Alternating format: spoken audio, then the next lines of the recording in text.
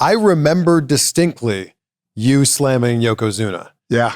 And it was like, and I'm Canadian, but I remember watching and being like, this is the most American thing I have ever seen. It's the 4th of July. Yeah. You're on the U.S.S. Intrepid. There was just so many things about it. It's like, this is Americana right here. It was a great moment, for sure. I was actually petrified coming by the time I got the trip because they flew me on a helicopter, and I've only been in a helicopter ride once before in my life. And I'm not scared of heights or anything, but I had this ex-Vietnam combat pilot flying the helicopter in, and we were there with no belts on, nothing, in this helicopter with open doors. He was tilting and showing off on the way in. I'm holding on for dear life.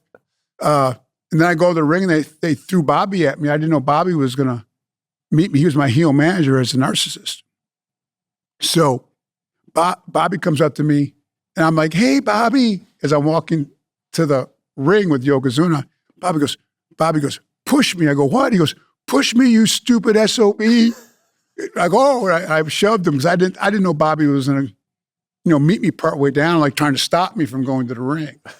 And, but I got in the ring and I had cowboy boots and I had no footing. So I get nose to nose with Yoko, and we go nose to nose. We're supposed to be trash talking, but I'm telling Yoko, we can't do it, man. I was panicking. I got no footing. Yoko actually was a cool as ice Samoan brother. We call him the Dancing Bear. He was so agile for a guy 600 pounds. He goes, looks at me and the nose goes, no problem, brother. He goes, just get a wide stance. He goes, I'll do the rest. Yeah. So I tell people, you look so excited afterwards. You knew you were going to slam him? I go, well, I was hoping. We did a walkthrough, but I'd never slammed him. They didn't want me in the walkthrough to hurt Yoko. I'm like, I called him Yoko. And I go, hurt Yoko? What about me? I'm going to get double hernia trying to slam the guy. But we did it live first time in that ring, so I was really nervous with no footing. Yoko just pushed himself around me. I had to help turn him.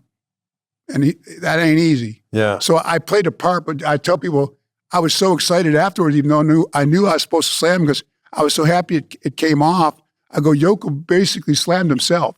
He was that agile. He got on me and flipped himself off of me by getting a wide stance. Well, he runs off the turnbuckle, gets some momentum. If you watch him put his hand on me and start to turn himself and everything. He's an unbelievable athlete. One of the best big men ever. He doesn't get credit for that. One of the best big men ever. Did you not think it was possible even leading up to it? Like cowboy boots aside, did you just... I thought if I had footing, I was freaky strong. Sting called me Herman Munster.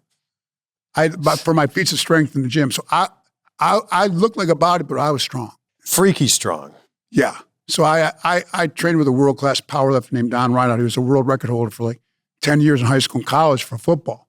So I was like, I always had that tendon ligament. So for a guy that looked like a bodybuilder, I was really, really strong in the weight room. Is there a path? I had some big lifts.